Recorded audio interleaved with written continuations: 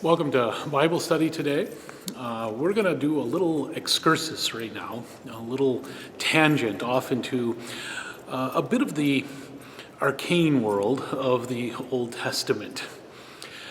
We want to talk today about priests, and particularly about the priest that is with David. And if you've read today's reading from chapter 23, and we noticed it, and we first were introduced to this fellow in chapter 22, a guy by the name of Abiathar, who is the only survivor of the city of Nob, and who has fled to David, and who today, very interestingly, is critical to David's survival because he is serving as an oracle, a seer for David, a way for David to ask questions of God. Who is this guy, and what is he doing, and is there something going on here? And there is. And so we want to back up a little bit and see what's happening. If you know or if you've read this before, you may be familiar already with the identity of these priests. Back in the days of Moses, Moses' brother Aaron was given to be his spokesperson, and the sons of Aaron were all to be the priests of Israel. So in order to be a priest in Israel, you had to be one of the descendants of Aaron, the brother of Moses, and they were of the tribe of Levi. Not all the Levites were priests. Some of them were helpers in the temple or in the tabernacle, but the sons of Aaron were those who served as priests. Aaron had 4 sons. Unfortunately, 2 of them, it says, burned unauthorized fire before the Lord and were consumed by that fire, and they died. That left 2 other sons. And so this means that in the land of Israel, there's 2 priestly lines operating, and they seem to have divided largely north and south. The southern line occupies the tribe of Judah, a little bit of Benjamin, that part of the world, and we're just going to set them aside. We're not talking about them. The priests that are occupying us, even though David is of the tribe of Judah, the priest Abiathar is actually of that northern group. He's from that northern branch of the family. And that group is really interesting. Because you see, if you go all the way back to the beginning of this book of Samuel, chapters 1 through 3, we're introduced to a priest named Eli. And Eli is of that northern branch of the priestly family. And as that story unfolds, we know that there is a woman who cannot have a child. She prays. Eli does not come off so well here. He thinks she's drunk, but really she's praying. Not a good sign. Not a good sign when the priest confuses intoxication for prayer. Eli is finally, through this child that is born of this prayer and of the woman who prays, Eli receives a message from God that is really disturbing. For Eli's sons had been abusing their office. They had been dipping their hands into the offerings inappropriately, and it also intimates that they had been using their office to abuse women, to abuse the young women who were coming to worship.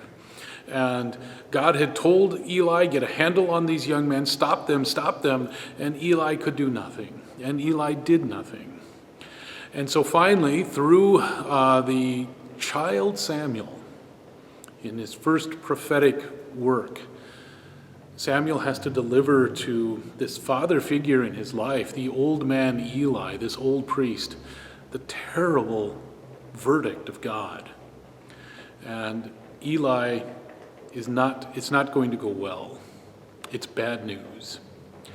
Eli himself is soon to die, but the curse is really that his descendants will always be cursed. They will die young, they will weep much, they will leave orphan children. If you carry the thread of that northern family of priests through the entire Deuteronomic history, what you notice is it keeps playing out. This story of Doeg slaughtering all of the priests in Nob is simply another example of the curse that was laid on Eli playing out. Abiathar, the only survivor, is grieving for all of his siblings and cousins and is weeping. He himself will not fare well because as things go, he is going to, when David finally dies, he of course backs the wrong successor. They just continually make these bad decisions in the books of Samuel and Kings. Until finally, Solomon in 1 Kings just says, I have had enough of you guys. And he exiles them to a little village outside the city of Jerusalem, which is called Anathoth. It's very interesting that this would happen this way.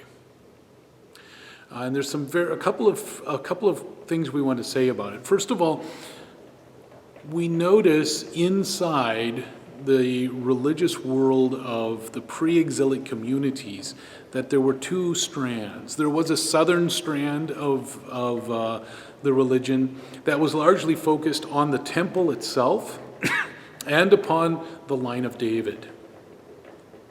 And then there was a northern strand, and these are the people like Elijah and Elisha and other prophets that we read from that period, particularly Hosea.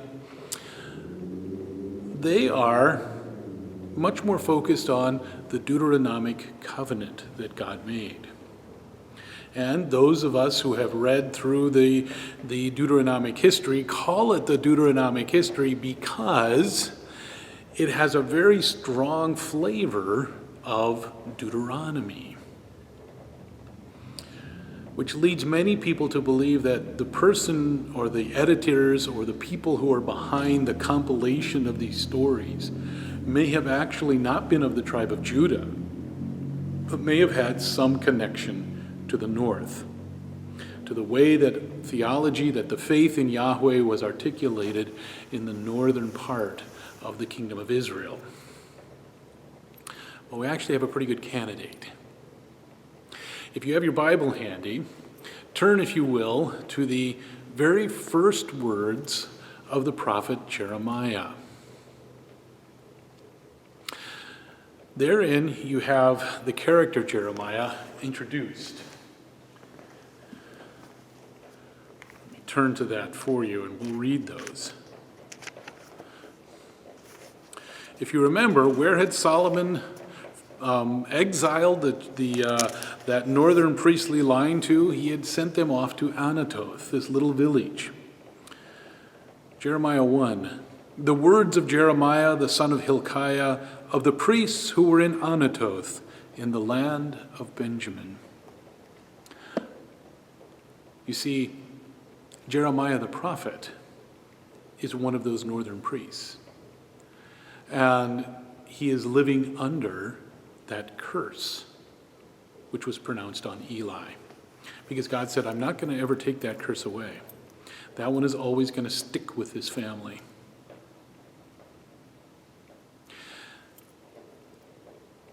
Or does it? You might want to think about that, because what is it that it says about Jesus? The one who hangs on the tree, cursed is anyone who hangs on the tree. Jeremiah, as a prophet, is going to live out that curse of Eli time and again. It seems like everything Jeremiah does ends up being a problem.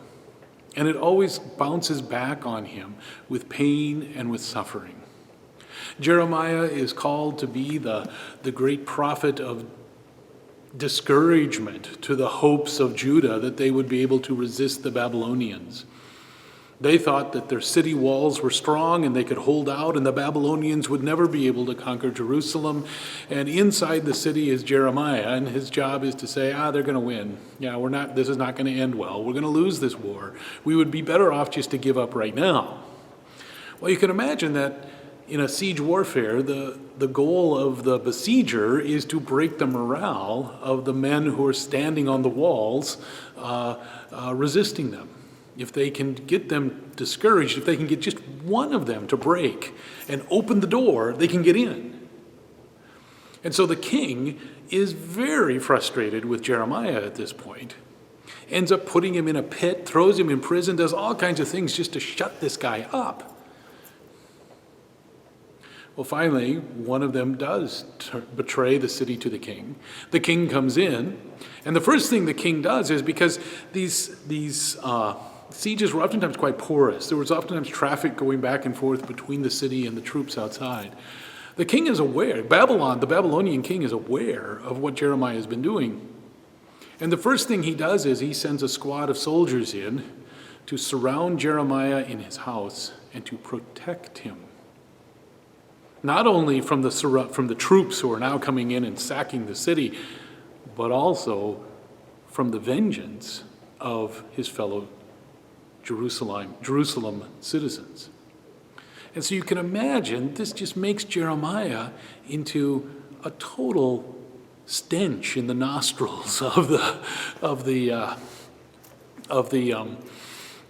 people of Jerusalem.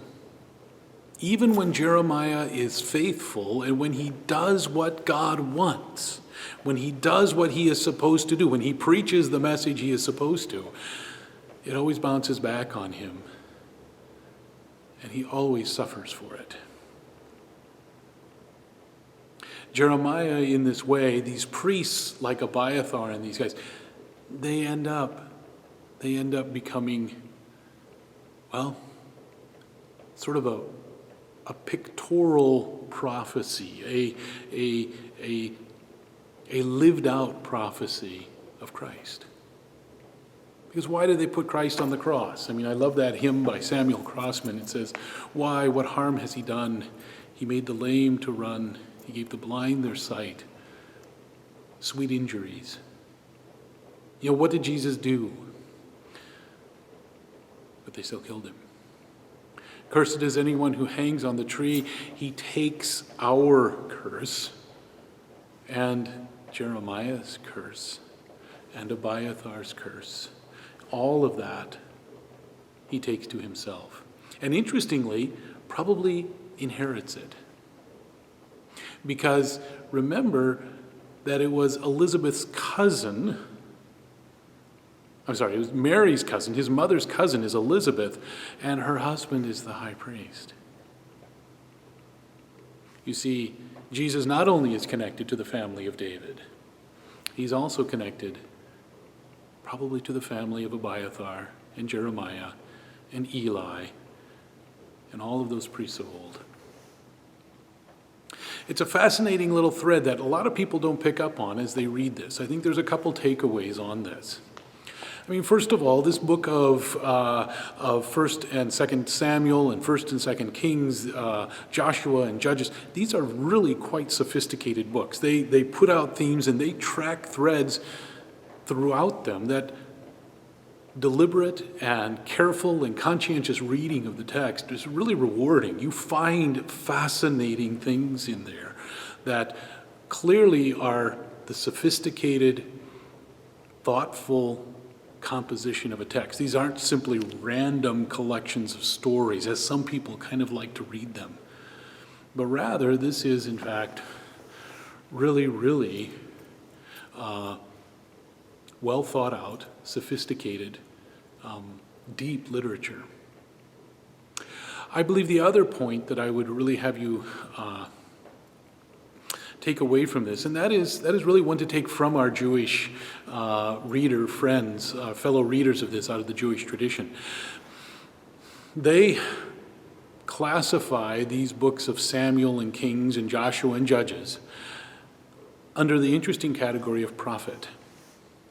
They don't put them in, they've got another category called the writings, Chronicles belongs in the writings. Ruth belongs in the writings. So does the wisdom literature, Proverbs and Ecclesiastes, things like that.